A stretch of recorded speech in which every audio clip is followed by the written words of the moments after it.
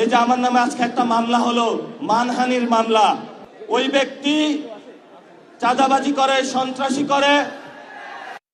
এমন লোকের কোনো মান থাকতে পারে না, যার মান আছে তারই তো মানহানি হয়।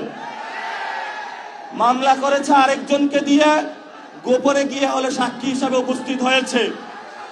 এগুলাকে আমরা বলবো গুপ্ত মামলা। হামলা অনেক আগেই পার করেছি। শেখ হাসিনার আমলে রিমান্ডে নিয়ে আমাকে মাথা নিচের দিকে দিয়ে, পা উপর দিকে দিয়ে সারা রাত নির্যাতন করেছিল।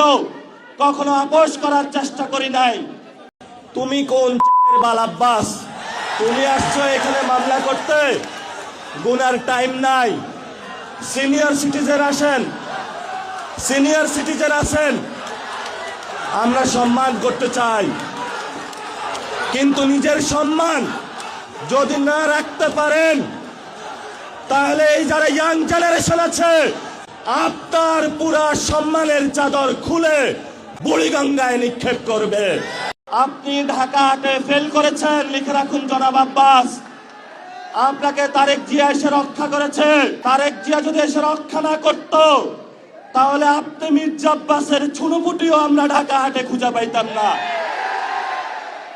হালে পানি আছে, এখনো বেঁচে থাকার সুযোগ আছে।